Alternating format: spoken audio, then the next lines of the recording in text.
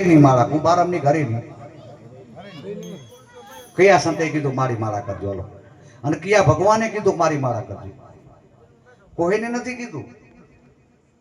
એ અજન્મા પરમાત્મા છે, જે સૃષ્ટિનો સર્જનહાર છે, આવતો નથી, જાતો નથી, જન્મતો નથી, મરતો નથી, એવો અનાદિ ઈશ્વર છે. અને આ બધા અનાદિ નામને ભજીને થયા છે, બીજા નામ નહીં.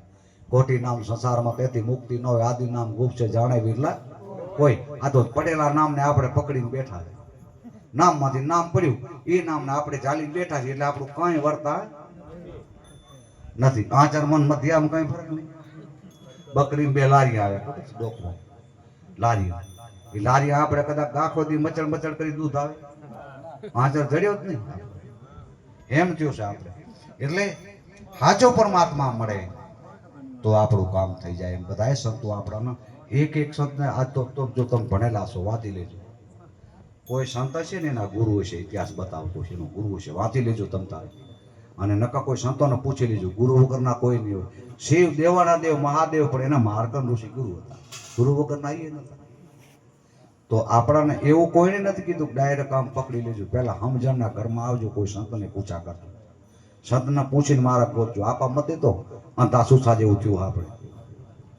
આપણે આપણા મનને નક્કી કરી લીધું, મંડ્યા દોડવા, આમથી આમ ને આમથી આમ દોડવા માંડ્યા છે. શું વર્યા આપણા? તો સંતોએ કીધું કે આગળ દોડે પાછળ દોડે પથનો પાર નહીં આવે. એમ ભગવાન જડશે નહીં. ભગવાન કોઈ સદગુરુ ચરણે જાજો તો તમને ઓળખાવી દેશે. એટલે મીરાના કેવું પડ્યું કે આત્માને ઓળખ્યા વિના લખ 84 નહીં મટે, ભ્રમણાને ભાંગ્યા વિના ભવના ફેરા નહીં મટે. રોહિદાસ બાપાને ચડે મીરા ગઈ ને પછી આ વાણી કરી મીરાબાઈ. અને એમાં કીધું પછી હંસલો બગલો રંગે રૂપે એક છે, પણ વાણીથી વર્તાય. જો સંત લુગડેથી ન વર્તાય, સંત જ્ઞાતિથી ન વર્તાય, સંતને આપણી પારખો ને તો વાણીથી વર્તાય. આમ તો કોઈ પણ માણસને તમારે વર્તવું હોય ને તો વાણીથી વર્તાઈ જાય. જ્ઞાની છે, અજ્ઞાની છે, તમોગણી છે, અભિમાની છે, કેવો છે ને એ 5 મિનિટમાં તમને વર્તાઈ જાય. પછી એમાં ઊંડું ના ઉતરવું હોય તો 5 મિનિટમાં ખબર પડી જાય. પણ જ્ઞાનીને ખબર પડે, અજ્ઞાની ગોથા ખાય. અજ્ઞાનીને કાંઈ ખબર ન પડે, એ તો હકાઈ બગાઈ કરીને કેવડું લાંબુ લપસીદરો કરીને પછી કે આમ ફોલ્ટ નહીં રહ્યો. તને ખબર નથી ફોલ્ટ ની પહેલા ખબર પડવી જોઈએ. કોણ કેવો છે એ પહેલા જોવું છે. આપણે શું જોઈએ ખબર? રૂપારું સારું છે, રૂપારું ત્રુહડું હોય, શાક ન થાય, કારીગર ન થાય. જ્ઞાની ગુણ ગોતે, આમાં ગુણ કેટલા છે. અજ્ઞાની રૂપ જોવે, ભાઈ કેવી રૂપારી છે, આપણે હકાઈ કરી, પણ મેં રૂપ છે ને ગુણ નથી, કાલ તૂટી જાય. એટલે ગુણની પૂજા છે, ગુણની કિંમત છે, દુર્ગુણની પૂજા નથી. એટલે આપણે ઘાટ જોતા આવડ્યું પણ અઘાટ જોતા આવડ્યું નહીં. એટલે હંસલો ને બગલો રંગે રૂપે વાણીથી વર્તા.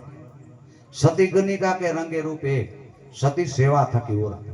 આમ તો સતી ગનિકા બે એવી હોય, એમાં કઈ આપણને ખબર ન પડે, છેતરાઈ જાય, પણ સેવા થકી ઓળખાય. સતી ઓળખવાનું સાધન કીધું, સતી સેવાથી ઓળખે.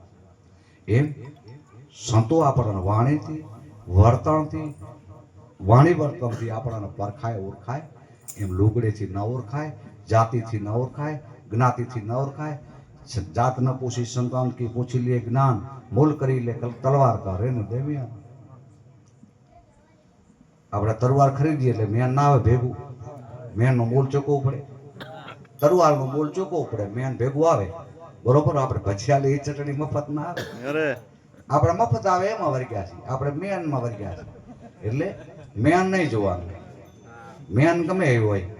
એટલે મયાન એટલે શરીર સમજી દો, ગમે એ જ્ઞાતિનું શરીર હોય એટલે મેન. અંદર તરવાર છે ને, અંદર કોણ બોલે છે એની આપણે ખબર હોવી જોઈએ.